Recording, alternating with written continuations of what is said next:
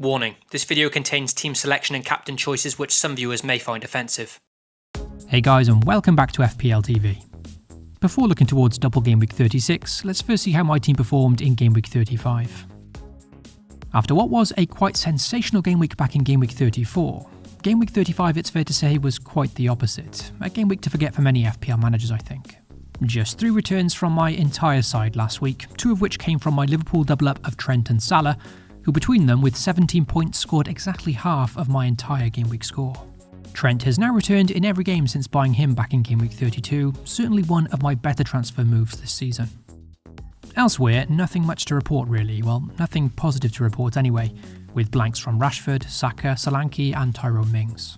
I decided to play my differential Tyrone Mings ahead of the very popular Kieran Trippier last week, but ultimately they scored 1 point apiece anyway, so nothing lost or gained there.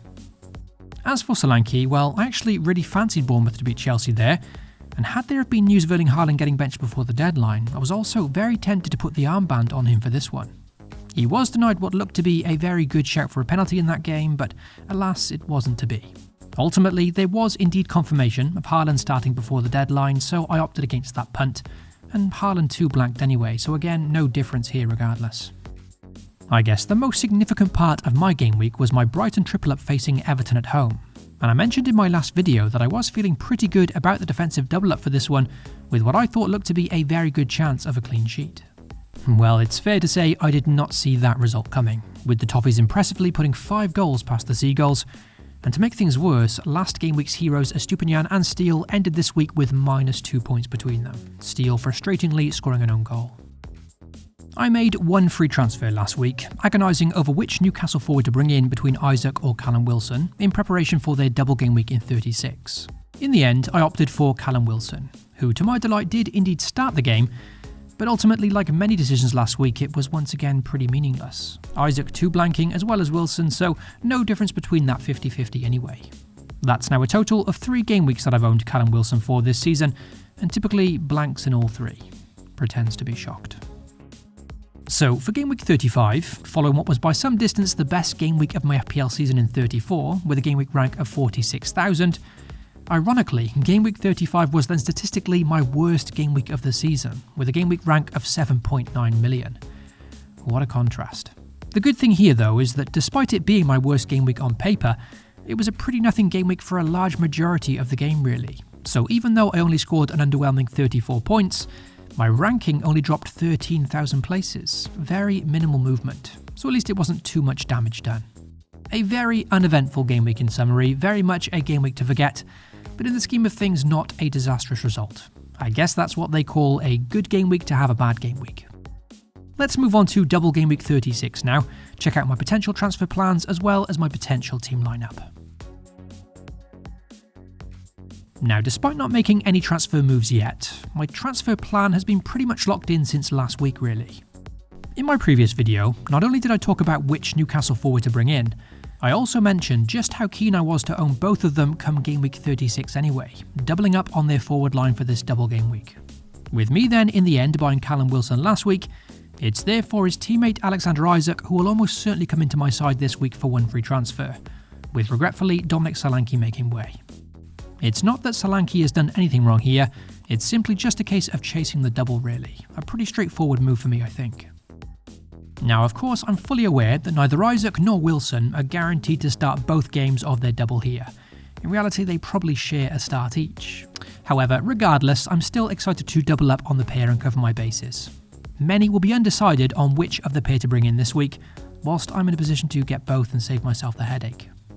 I think there's a good chance that at least one of them scores well in this double, and with plenty of managers already having a double up on the Newcastle defence perhaps, that does make owning both Wilson and Isaac up front a little bit more of a differential, as it won't be easy for everyone to get to. So that's my planned move this week, Solanke to Isaac with 1 free transfer, and let's now see how the team could look with that move penciled in. Now, with that transfer activity discussed, it's important to point out that frustratingly, as I'm recording this video today, some very late news has now come out about Marcus Rashford being a huge doubt for this game week, just when I thought things were going to be very straightforward for me this week. I don't expect it to change my plans to be honest, as I'm going to want Rashford for his double in 37 anyway. However, it does mean likely having to resort to my bench this week and relying on Tyrone Mings or Gabriel.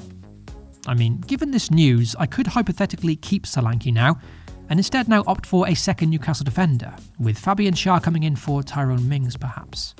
But that's not particularly what I wanted to do this week. I was very, very excited to finally own Isak this season, particularly for this upcoming double, whilst the Newcastle defence on the other hand has been less than convincing in recent weeks, so I think I'm going to stick to the original plan. So, with that planned free transfer of Solanke to Isak, it then takes me up to the maximum of 6 doublers for Game Week 36, and I'm pretty happy with that. Are they the very best doublers on paper for this game week? Well, probably not. Particularly after Brighton shipped 5 goals to Everton last time out, the double up now on their defence isn't looking the best. Following that heavy defeat to the Toffees, there's also been some murmurings over on Twitter about Jason Steele potentially losing his place back to Robert Sanchez, which could be a possibility before the season's end. Personally, I think that'd be incredibly harsh after one poor performance. But the uncertainty surrounding Steele's starting place is exactly the reason why I chose to keep Kepa in my squad for the extra money instead of keeping Ward, who doesn't play. This way, if Steele should lose his place before the end of the season, at least then I've got backup in Kepa. And even though I expect Chelsea to concede in every game under Lampard, Kepa does have a decent fixture at home to Forest this week, followed by a double of his own in 37, so good enough backup should the worst happen. For the captaincy in Game Week 36, I think there's plenty of viable options in my squad, and for that reason it's anything but straightforward this week.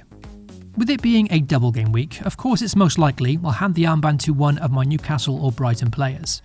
However, both Haaland and Salah still worthy of consideration despite the single fixture. Mo Salah in particular here against Leicester certainly tempting as a big differential, with the Egyptian now having 6 goals to his name in the last 6. The way the Foxes are playing at the moment, I really fancy him to get something here, but it's just so hard to hand him the armband over a doubler. As things stand, the armband sits with my planned transfer in Isak, a player that to me feels like captain sensible this week, but no guarantees it stays there. I say captain sensible because I feel that his minutes are less at risk than Wilson over this double game week. That's just my view on it, of course, and it's anyone's guess. We saw Eddie Howe start both Wilson and Isak together against Arsenal in that 2-0 defeat last time out, and I just worry for Wilson in this Leeds game that maybe Howe goes back to basics and looks for a bit more balance. Wilson with no doubt the better underlying numbers when he plays, who can still of course do damage off the bench.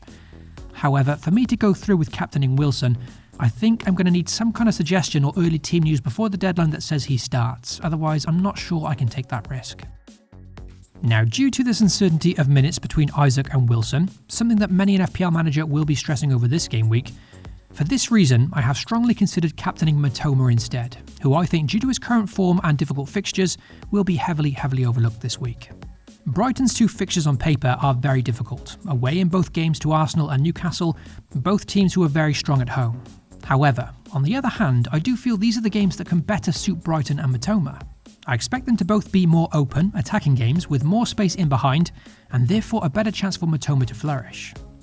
Still pretty set on a Newcastle forward of course, but a punt on a differential Matoma hasn't been ruled out completely.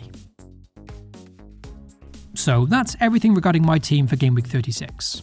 Very frustrating to receive the injury news on Marcus Rashford whilst recording this video so late into the week, but I don't expect that to change my plans really.